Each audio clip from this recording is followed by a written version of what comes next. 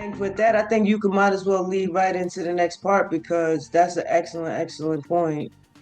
It's not really about Talking about being in control and keeping that control. And there's a case was brought up for Meta, right, about a 6-year-old who became addicted to social media before even fully understanding herself. And is that a parenting issue, a tech issue, or a societal issue? Now, this is a touchy one because being a parent, I'm not trying to put the blame on anybody outside of myself. So I can see that if I allow my son to go all day on the device, then is it Meta's fault? Sure, they're in the game for profit, so they want eyes on the screen as long as possible. So these platforms are engineered to be addictive by nature.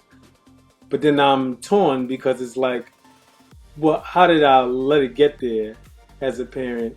And then I think I would like to hear from Caroline as well because we have, you know, almost around, she has a few years on me in being a parent. So I'd like to, hear what you have to say about this one because we're familiar with this topic and as far as how the case is going. I think, as I said earlier, those few years are significant because my children weren't born into it. They was born into a world where it still didn't exist. So there wasn't even an option for me to give them a device with social media on or anything like that. But I'm with you. I think people have to taking responsibility for ourselves in anything. The ego is a dangerous thing if you let it dominate you. And I know as a parent, intuitively, there's things that I know that you got to get them out of the house and give them fresh air. And as hard as it was for me, I had an easier day if I strapped Millie on me, put Millie Ome in the buggy or whatever, and off we went outside every morning, just because they're happier like that, because it's natural. So I struggle to see how I think parents bury their head in the sand because of the convenience. And I think the reality is people are, we cannot deny what's happened recently with like cost of living and all that. So parents are distracted and they're busy. And if you can shut that pitney up for 3 hours and get on with, in their mind, it's like, I'm a freelancer and I need to make this money and I can't do this video call because every time I start, they're climbing on my lap and they're so just give them this. You know, I get it. I totally get it, especially as a single parent. But the damage that's being done. So I think like you, Emmanuel, I do take responsibility.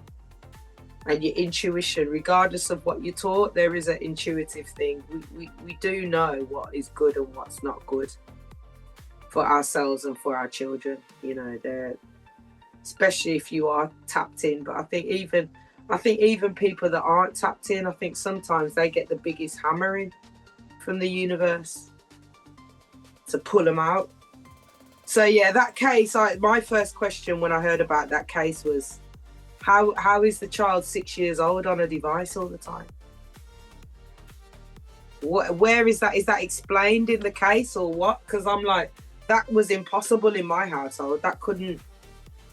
That's the part that was left out, and it's what they oh, said that they won. They said they won the case.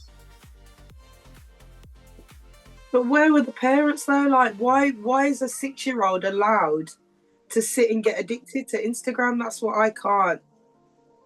How? Don't they go to school? Like, what's going on? There's a piece of the puzzle missing, and I have to look into the case a bit more. what do you think about that, Adriana? That whole case and just where we're at as a society in regards to social media and its addictive nature? Um, First and foremost, all due respect to y'all and every other parent. I am not a parent. Let me start with that. So I'm gonna tread lightly on the experience of parenting because that would just be, theoretical for me. But I think accountability is needed on all sides of the board. Like, sure, I agree with Caroline. There is accountability from parents who volunteer their children to be on social media all hours of the day. But then there's also they go to school, they're out in the world with their friends and they're exposed to the same stuff there too. So that I could see how that could happen for a 6-year old, especially in this days and time. As far as societally, there's accountability there too because it's purposeful. Like it's purposeful to become addicted to it, right? And then it's also purposeful to, as best as they can, block that exact information from people's sites. I think that's why a lot of people don't know. If you're not looking for it, you're not going to find it.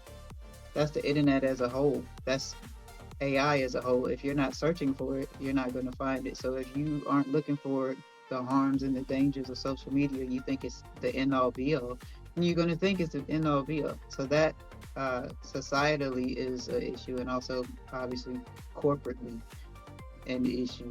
So I think as far as this case is concerned, that's probably why they won. Like, yes, there is accountability on the side of I'm a parent, but parenting is a full-time job, and you also have to have another full-time job, and the world is the way that it is, and it's harder to be a parent, and it's also a full-time job that you learn while on the job. That part I know for sure. So even though, they say this or that, you don't know what you're doing until you do it, which is why I started with the disclaimer that I'm not a parent.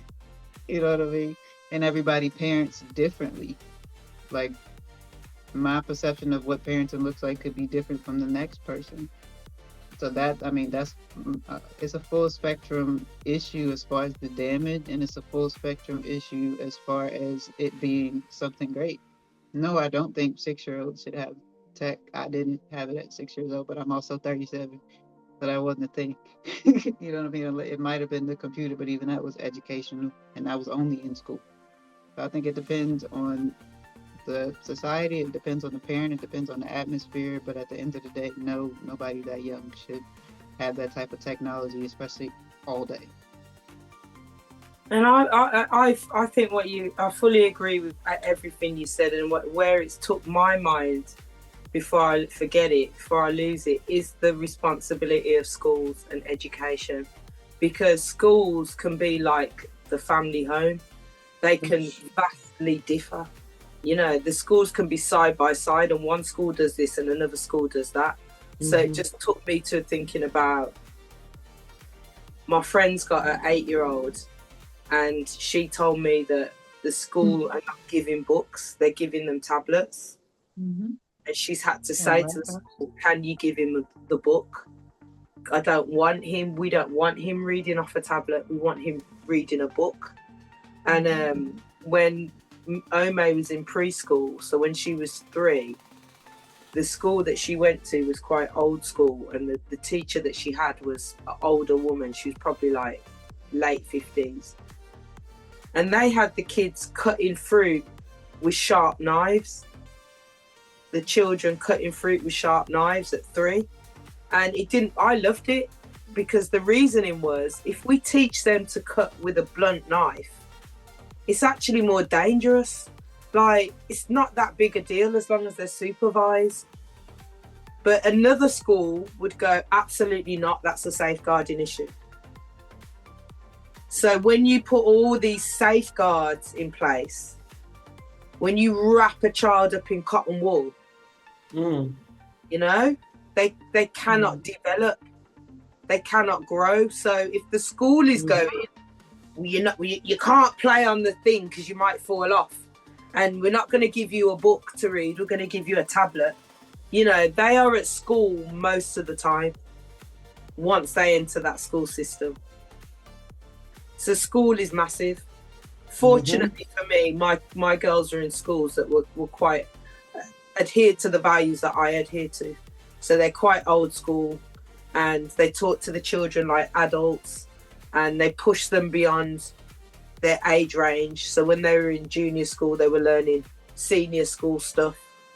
So give thanks that I was able to get my children in that kind of school. But if they're not, you don't know what their foolishness they might be telling your child. Mm-hmm. You know? Mm-hmm. Yeah, for I sure. agree. Sure. I agree. That's why I said I like. I was gonna say societal issue.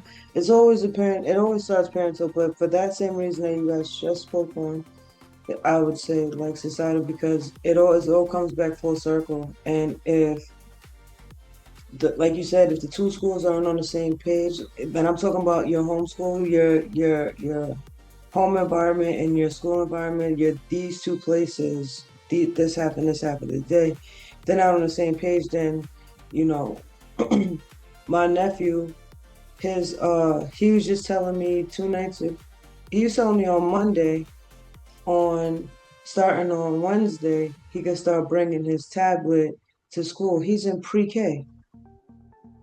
He's in pre-K. How old is pre-K then for me as in the year? I don't know what that means. Well, he's 5 now. He's 5. He's going to kindergarten in September, but he was born after September, after the cutoff. So he's in pre-K. So he's excited or whatever. So I'm talking to him.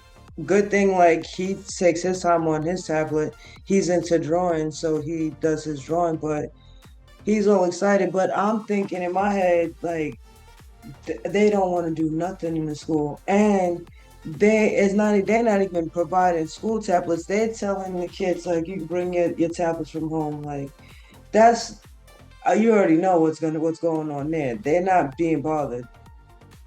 So like then all those hours, and then the kid has to go home, and then the parent has to combat that now on the weekends. They obviously something happened where that they lost that case. So I feel like it's a societal thing, honestly. Yeah, sorry, I've got to say there's a symbiotic relationship between school and home, and if that relationship is out of sync, you got problems, and you got Mm-hmm. in the middle of it. You know what I mean? And I think as much as we can say schools can be problematic, I speak to the educators through what I do, and I hear the other side, and I see the other side where the parents are the problem. So the children aren't being disciplined at home. They don't have proper boundaries at home, and they're on these devices, and their attention span's reduced, and their self-esteem's messed up. You got 10-year-olds coming in false eyelashes and full faces of makeup.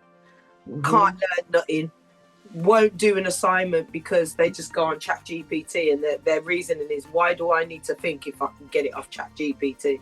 So you've got educators literally pulling their hair out because it's like these youngsters are wild. You know, they're wild. Some of them are wild. I've seen it. They don't have basic human self-discipline anymore. That's what happens if you take away the natural and replace with technological completely. So it is societal. It's societal, and it's at home.